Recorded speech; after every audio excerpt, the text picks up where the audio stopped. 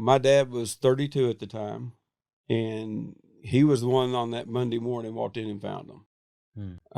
So he came in to check to see how they were. Hey, good morning. And when he opened the door, he could see my grandfather's feet in the kitchen.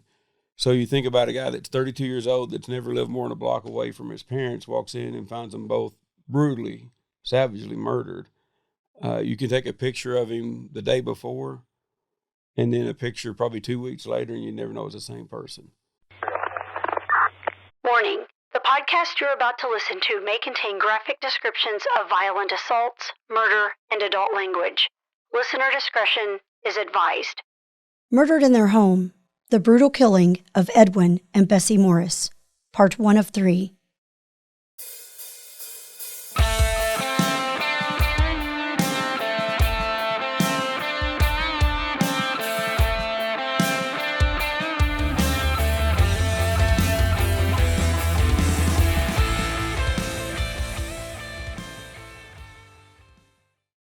Welcome to the Murder Police Podcast. I'm Wendy, and we have here with us today Mark Morris. Mark, how are you doing, sir? Good. How are y'all doing? We're doing good. Thank you so much for joining us. Thanks for having me. Appreciate it.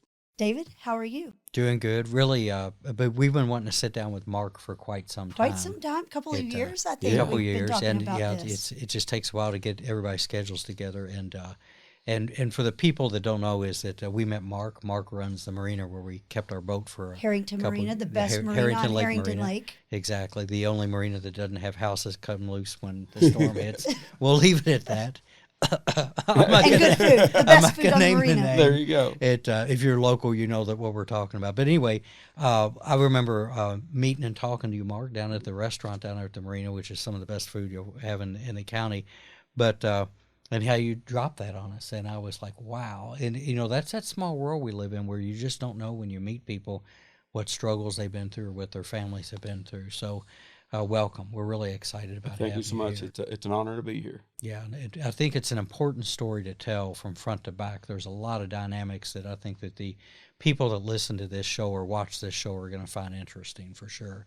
A lot of questions they'll have in the end, too. So, Mark, let's just open. Obviously, we're here to talk about the murder of your grandparents, Edwin and Bessie Morris, and they were murdered in June of 1985, June 15, 16, up for debate. Why don't you tell us a little bit about your grandparents? Sure. It's I always joke with people when they talk about where you're from, and in Kentucky we always say counties. We never say the actual town that we're from. So it's Jackson County, a little town called Greyhawk. And what was cool about our community growing up, you never had to worry about locking doors. You never had to worry about, your neighbors or anything. Everybody took care of each other, watched out for each other. And our grandparents in that area were kind of like the community center. We had a grocery store, we had the local post office, and we had a gas station. So everything kind of in Greyhawk, that's about all there was. So there wasn't a whole lot to do. So everybody kind of knew everybody, kept stuff with everybody. And, they were kind of pillars of the community. And at the time when the murder happened, it was the first double murder in the history of Jackson County. Mm-hmm. So it has a lot of stuff into that way. And then as we dig into it, there'll be some stuff that comes up that kind of makes you question, is that type of way, we always say we should go back and live in the good old days. Well, that was the good old days where you didn't have to worry about stuff and your neighbors took care of things. And that world changed drastically that night. Sure. I mean, it made a big difference in our lives and all the families that it affected. And the community, since they were so Most well definitely. known. Most definitely. I was 16 at the time. It was my first probably dose of reality. I thought that was the world. And then when the news got involved and everything gets involved, you find out there's a whole other world out there that's not as dreamy as you think it is. Yes. There's stuff that happens in the real world, and then when you go on in life, you meet people that had that and worse happen. And you think, well, it only happened to me. No, it's happened a lot. And it's time. One of the reasons I wanted to do this is to make sure that we keep it current. We're going on, this year, it'll be 40 years since it happened, that they've been on death row, and we'll get into it. But for pillars of a community that always try to help people out, if you didn't have the money for the groceries, we'd always make sure we'd take care of it, or they would. If you needed a little extra gas or whatever, that's the type of people they were that would want to help anyone because They came from nothing. We weren't rich. They didn't have a whole lot of money, but they worked hard for their stuff, and they wanted to make sure that they were happy to do. Happy to share with people. The good Lord says, if you give to others, He'll give unto you, and that was their motto they wanted to live by. I think that's what's important that we'll find on this is that we've worked and will continue to work on some unsolved cases where people wait, and they wait decades, and they don't have it. And in this case, it's solved. And but as far as what we would probably want to agree, the real justice on this, we're going to find out in a little while, is taking decades. Still taking time. And so that it makes it so much harder for a family, I think, to metabolize and get through that and the disappointments that brings. What do you know about Bessie and Edwin when they were, how they came up and where they came from? Do you know about when they were young? And sure, they both came up there in Jackson County. They were raised basically what we used to call Mom's house, which is just up the hill from there. Poor, hardworking families, farmers. Had always worked hard for their stuff. We always joked with Granny. It's Papa and Granny is how we always called them. Papa and Granny. Granny was a little bit older, so we always said she handpicked Papa to be the one. She got her a younger man, and she got her a younger man. And what was funny about it, from the time they were together, they never spent more than a day apart. Wow. Even up until death. And the only time that they were apart in death, and again, that'll come further, is when we had taken them from the funeral home to the graveyard. That was the only time they went side by side as everything went on. So it's a true love story through hardships. I mean, they went through the Depression. My grandfather had multiple heart attacks and strokes. He was a little bigger man. My grandmother, we talked a little bit earlier, had cancer. She'd lost an eye to cancer. So they had been through quite a bit. Yes. There were the 4 kids. One of them, the daughter, was in a car wreck, was in a coma for over a month. Came out of it okay, but I mean, it wasn't a family that didn't have tragedy. We'd had another grocery store in addition to where we were that had burnt down several years prior. And they got over that loss and rebuilt and, was having a good life together, getting to enjoy the fruits of their labor a little bit. And still relatively young. How old were they when they passed? 68 and 65 so when they passed away. And then they were 20 and 17. So that's still young, yeah. 68 and 65 by, by many weather accounts. Standards it is, for sure. Living their life. Yeah, they were, even though they'd had a lot of health problems, they were still getting around. Yeah. Papa used a cane, but he could still get up and get around and do stuff. And my grandmother, she had a green thumb. In the house that they built for themselves, where the murder took place, there was a sunroom. And that sunroom's where they always stayed. And it was full of flowers she could touch anything and make it grow. That was her thing. Wow. Did you, growing up, I guess you lived nearby them. So you probably spent a lot of time with them. A lot of time. We had, if you think of a neighborhood, we didn't have a neighborhood. We had a store, and then their house was part of the parking lot. So their driveway was a parking lot to the store, and then we lived in a house right behind it. And so we were within a baseball throw, and not a very good pitcher. You could throw from one house to the other. And until my dad was 32, he'd never lived more than a block away from them. So these were his parents. This was my dad's parents. And so, he always said he was a mama's boy, and he truly was. I mean, every morning he'd stop in and check on them on his way to work to see how they were doing, to make sure everything was okay. It was just, that's how family was. My uncle, my dad's oldest brother, lived basically across the street from them, so we had everybody all kind of right there together. So it was a family that, everybody kind of stayed together. I grew up with cousins. In the city now you don't really get that, but back then your cousins that was your play people. That's who you ran with. That's who you hung out with. Well, and a lot of things, we're here in Kentucky, for those who don't know, in growing up in those days, there's always Sunday dinner. I'm sure your granny was usually fried chicken, green beans, cornbread. You go after church and you go head to Granny's straight after that. Yes, and so that was, I'm sure, a tradition for you all too. Sure was, most definitely. It was one of those, everybody got together. And it's funny, you always knew in the sunroom, if the blinds were open, come on in, it was ready. And then when you walked through the sunroom, there was the kitchen, and she was usually cooking in the kitchen. So we couldn't wait to get in the kitchen to hang out there and see her and see everybody. Nibble on some of the food while she's cooking. She'd always give us just a little bit, not let us know, but that's it. Get back. And probably a pitcher of sweet tea. Always that and lemonade. We were big lemonade drinkers, so she always made it fresh. Wow. But it was that was to me the perfect life. Yeah. The perfect life. Well, understand all that. How did the family dynamics change once your grandparents? Sure, drastically. My dad was 32 at the time, and he was the one on that Monday morning walked in and found them. So he came in to check to see how they were. Hey, good morning. And when he opened the door, he could see my grandfather's feet in the kitchen. So you think about a guy that's 32 years old that's never lived more than a block away from his parents, walks in and finds them both brutally, savagely murdered. You can take a picture of him the day before and then a picture probably 2 weeks later, and you never know it's the same person. We ended up moving to another county, Madison County, which is a connecting county from there. But he was never the same again, which affected my family. We'll go with that first. With my mother, she had to deal with a guy that was basically dead. I mean, he wanted to die. That's all you heard him talk about. I want to die. I don't want to be here. But he still tried to do stuff. It was a great dad. I mean, I don't want to say that. I had a younger sister. She was young enough, she didn't really know what was going on. I had just got saved in February of that year.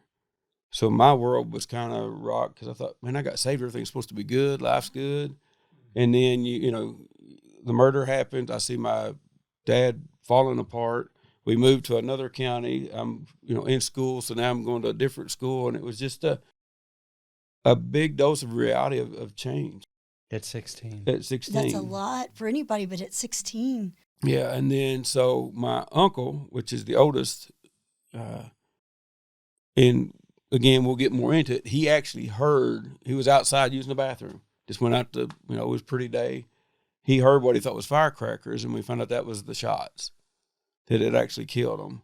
He has 2 kids. His youngest daughter was supposed to spend the night that night. And about 8 o'clock, for God above, she decided she was going to go home, or she would have been there that evening. So a little bit of, I don't want to say survivor's guilt, but I was wondering why, for her, because she was young. She was probably at that time 7, 8, just young. And then Bobby, which is my uncle, I could have heard it. Maybe I could have done something, or why wasn't I there to stop it? Dad, well, I'm always there. Why didn't they call? And then as we get into it, we knew one of the people that did it. At the time, we didn't know that. So it was a lot of finger pointing, questioning. It did bring all of us closer. Good. If that's possible, because we had a common enemy, a common bond. We knew what everybody was going through, so it was hard. You had to lean on each other a little bit more, but then it made us a little bit harder too. I was going to say I was nodding my head and said good, because death usually brings out the worst or the best in a family. Yeah. And there's not a lot of in between. Mm-hmm. And I think we've all experienced both sides of that. So that's probably a good thing, that too. So I guess in your family, do you all talk about the crime, especially because we're going to, toward the end of the podcast, we're going to talk about what's not happening, but do you all talk about it? We do. Yeah. It's not taboo. Okay. It's mentioned on a regular basis. I have a son that's 30.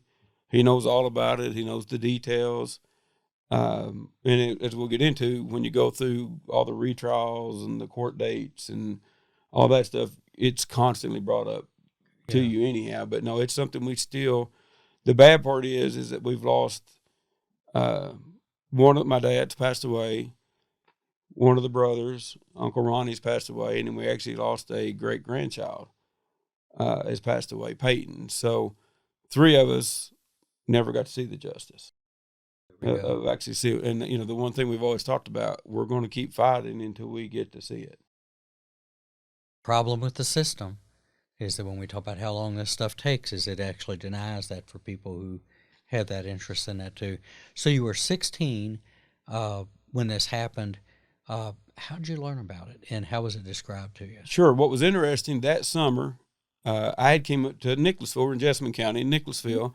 My mother's grandparents lived up here, and they owned a construction business. And that summer, I thought, you know what? I'm going to go up there and work for them and learn a little bit about it. And they were building one of the factories here in town. And I went to work that morning. I remember it plain as day. I was listening to one of the radio stations, and it was a call-in. Name the 4 people on Mount Rushmore, and we were trying to hurry and call to get into it. And I heard my grandfather pick up the phone, which would have been my mom's dad. And he's like, oh, no. And I was like, did you not get through? Did you not get through? I'm still calling. Yeah. He's like, you need to come here. And you could tell in his voice something was drastic. Good. And I'm like, what? And he says, I need you to sit down. I'm like, no, I'm good. You know, what is it? Just tell me. And he's like, your grandparents have been murdered. And I just kind of froze. I'm like, huh? He said, come on, he called my grandmother, Mommy. So we got to get Mommy. We got to get you down there. And I'm like, where's Dad? Where's Mom? He said, I don't know all the details. We've got to get you there. That was the longest, probably 45 minutes, hour, I don't know, hour and a half probably. Honestly, I don't remember a whole lot of the drive up there because they kept saying, are you okay? Are you okay? What are you thinking? And I don't really remember. I think you just can't process it. Like, it can't be real. Yeah, I'm like, we live in, a town with, the county's got one stoplight in the whole county. So, I mean, it's still, there. So it was just kind of like, I don't know. I remember pulling up exactly what happened when I pulled up, who I saw. But, the first week probably at work. And then on that Monday, there'll be the second week. Starting that second week, you get the phone call, and then your whole life is changed from then. Mm. So when your dad went in and found them, mm-hmm. I guess first he saw your grandpa's feet. So, mm-hmm. I don't know, maybe is he thinking he's fallen but then I guess the further he gets in, he finds your grandmother. So basically what happened, every morning he would stop. They had the, like I said, the post, at the time the grocery store was closed. He had the post office and the gas station. And earlier we mentioned the blinds being closed. And he stopped in and seen Bobby and said, hey, have you seen Mom and them? And he's like, no, the blinds are closed. And he said, that's odd, maybe they're not feeling good. Let me go check on them. So he walked over and he knocked on the glass door. And the way it was, you walked into a sunroom. And at the end of the sunroom was the step up into the kitchen. So you could kind of see into the kitchen. Granny was always she'd get preoccupied and you could scare her. So when he knocked on the door, he said, Mommy, it's me. Don't let me scare you. And he took about 3 steps in, and that's when he saw Papa's feet. He'd been gagged, tied, bound, beat, pistol whipped, and then shot. And he ran to him, got on top of him, and he knew he was gone. But he's, Daddy, no. And he said, all I could think of, where's Mommy? Well, it was a long hallway. You had the dining room, a living room, 2 spare bedrooms on the left, a bathroom, and then the master bedroom was in the back. He goes running down the hall hollering for her and saw what nobody should ever have to see. She was bound, hand and feet, behind her back, laid down on top of the bed, and was shot twice. The first one, we found out later, didn't kill her. The second one did, but she'd always collected 4-leaf clovers and put them in her Bible. And they had asked her if they thought she was going to be lucky and if it would save her when they shot and killed her. Oh, Lord. Oh. So he don't remember for sure how long he was under. It wasn't long, but he said, God, I can't let Bobby see. So he goes running out the sliding or the sunroom door. Bobby, they've killed him. They've killed him, Bobby. They've killed him. Bobby comes running, and he was screaming so loud they couldn't understand what Dad was trying to say, and he kept holding him. And then some other people got him, coming around, and nobody else got to go in. So he was the only one that saw it. But that was every night for the rest of his life. He died in 2002. So 17 years later, he had that nightmare. There's not a night that he slept that he didn't relive that 5 minutes of going in. Wow. So when you arrived with your other grandparents, mm-hmm. I guess, did you go to their house or so we pulled up? Yeah. So basically we went home, got my grandmother from my mother's side. We drive there. As you come down the hill, there's probably a couple houses, and it's probably a half-mile stretch. There's people lined up both sides of the road. There's probably 20 cop cars. There's news stations. Across the road's full of hundreds of people. And Greyhawk probably has 100, 120. At the time, I think McKee had 400 people. And they had to be, everybody in the neighborhood had to be, in the county had to be there. We pulled up in front of the post office, and I went to open the door, and Dad just come running. And he's like, Mark, they killed him. And I'm like, who? And he's like, both of them, Mom and Daddy's gone. And then my mom came out. She was bawling. Dad just kind of fell. So I was more worried about, okay, how can I get, what can I do? And I'm like, what happened? And he's like, I don't know. They did it. And then that's when I found out about the reality of the news world. They were trying to get in for videos and pictures. And I'm like, really? I became probably a little bit of a problem child during that little bit, just because I'm like, quit effing filming. Yeah. Turn the cameras. This is private. We don't want you here. Yeah. We don't want this. And then it was trying to help other people. By that time, my other aunt and uncles had showed up. And it was just kind of, we were all sitting in the garage. They'd locked the garage. We were all sitting in there. The coroner, a bunch of the detectives and police were all there. And of course, they wanted to ask a bunch of questions. And then all we were trying to do is figure out who and why. That was we knew they were gone. So the next was, who could it be? Why did they do it? How did it happen? Yes. That brutality, and to take the time to bind them up like that. The one thing that was hardest for me that Christmas in '84, I'd bought, back then boom boxes were big. Yeah. Well, my grandparents, they wasn't boom box people, but I bought them just a little bit one speaker radio. And the cord that they used to tie my grandpa up with was from that radio. Oh, it had sat in the kitchen, and they'd ripped the cord out and tied him up and shoved a stocking down his throat. And he had always told us, if you ever need cash, I got some cold cash. And we always, Papa, you're crazy. We don't need anything.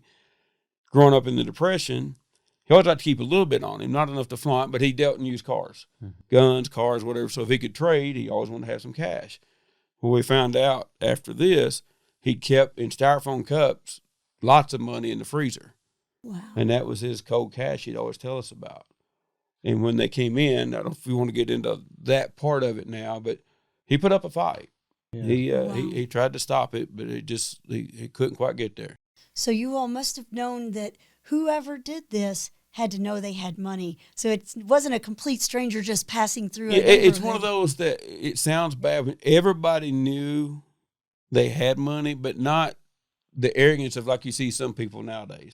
Flaunting cash. Yeah, it was like, okay, Ed and them, if the bank says no, go to them, they'll help you out. They didn't flaunt it. He didn't drive big fancy cars, didn't have fancy stuff. But between the stores and him doing on cars and stuff, people knew there was money there. So it opened it up to where you thought, it could be anybody. Yeah. We don't know. But then you're up in the middle of nowhere. So you're kind of like, well, how would anybody know to do that? So there was a lot goes through your mind. Yeah. It does open doors. There's an old saying, find the motive and manage the case. Yeah. Because in Kentucky, you don't have to prove what somebody's motivation is, but it is what directs the case. So, well, let's go there. With this horrific thing, and you've offered some details on it. And again, I'm sorry that your family even had to go with something that awful. The police arrive. They start looking at it. Take us down that road. Did you all have some suspicions at some point? Did the police have suspicions? Did the two come together? And how long did it take from their death to when you all learned? Just take us through as much as you can. So a little bit of backstory too. My uncle, Fred Hayes at the time, was sheriff in Jackson County and had been for a long time. Then I had a cousin, Paul Hayes, a state trooper, that was in command of the post out of London. So we had some insight to some of the stuff that was going on, but as far as who did it at the time, we had no idea. You think of some people that may be in the county, well, that was a bad boy or that was a bad something, but would they go through this far? And because of the brutality, there was no sign of forced entry. We found out later what had happened. Well, basically, the goodness of their heart's what killed them. Yeah. They came to the door and said they'd ran out of gas. We let us come in, come inside. And that's how they got in, because we knew one of them. But going through it all, that was probably the hardest part, because you know, the police are constantly asking you, what about this? What about this? And then every week you're asking them, do you got any leads? You know, there were hardly no fingerprints. There was hardly anything left behind. The only thing that we know that was left behind was the lock to the back door. The sliding glass door was left outside, but it wasn't found until about 4 o'clock the next day. So there's no fingerprint. It was in the backyard, but there's no fingerprints because the sun was out that day. Nothing was showing. So honestly, if it hadn't have been for their mistake in another murder, we may not have never known. Wow. No, they actually came through the sunroom, which is on the front. Mm-hmm. Once they did the murder, they ran out the back door. I got you. So there were 3 involved. One waited in the van to be the lookout. 2 went in because one knew my grandparents, so he was going to help them get in. And then the muscle behind it went in with him. Then after they did the killings, they ran out the back door, and obviously the latch must have been locked on the back door. They ran out as they was running, carrying the money, jewelry, guns, and dropped it. And then got in the car, and then they drove to London, got on 75, and actually took the guns apart, threw them into Laurel Lake as they were driving across the river. Or What's across the the purpose lake. of taking the guns if you're going to take them apart and throw them away? The ones they used to murder. They kept Oh, some, the they murder kept some of the other okay, ones. I Yeah, gotcha. so the ones they used to murder, they wiped down, took them apart, threw them into the and they never were found. Those weapons were never found. So go back again. Now I'm intrigued on what cracked the case, because you said that if it hadn't been for making a mistake in another one. another murder. I was asking the same Yeah. thing. I was thinking, Let's was go. it before or after, and how? So it was actually after. In August of that year, there was a big murder case that got a lot of attention statewide. A college student named Tammy Acker, and her dad was Dr. Acker in Letcher County. And these 3 monsters had come up with a plan. They basically went through all the money that they got from Papa and Granny's and decided that, hey, that worked really good. We've heard this guy's got a lot of money. We're going to go get him. And they thought Dr. Acker would be home by himself. So they go to Letcher County. They pose as FBI agents, tell them that they're there to investigate a case. All 3 go in this time. Just so happens Tammy, the daughter's there, who was a UK student, which caught them by surprise. They torture, beat, and thought they had killed both of them. They took Tammy to the back, and she gave them everything that she knew that was there.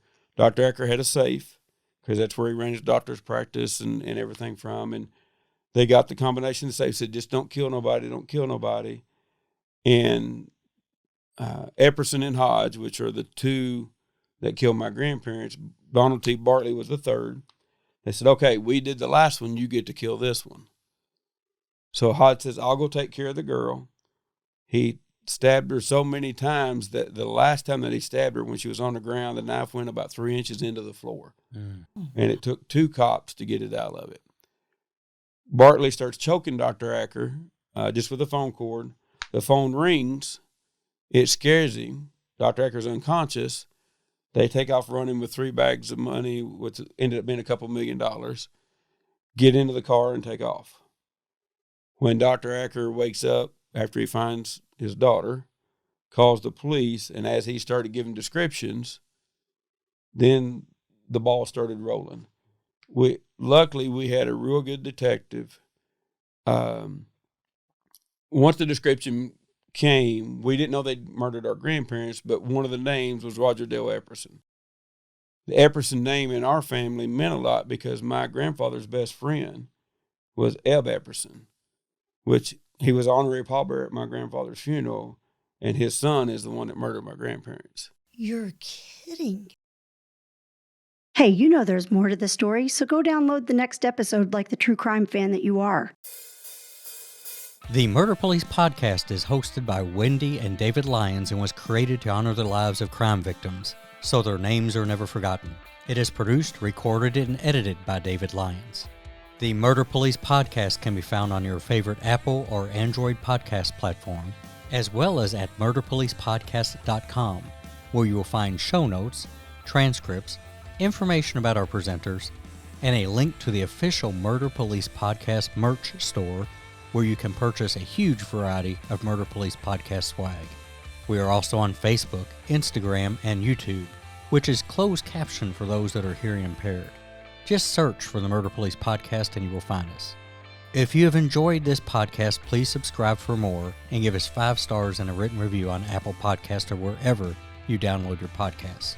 Make sure you set your player to automatically download new episodes so you get the new ones as soon as they drop. And please tell your friends.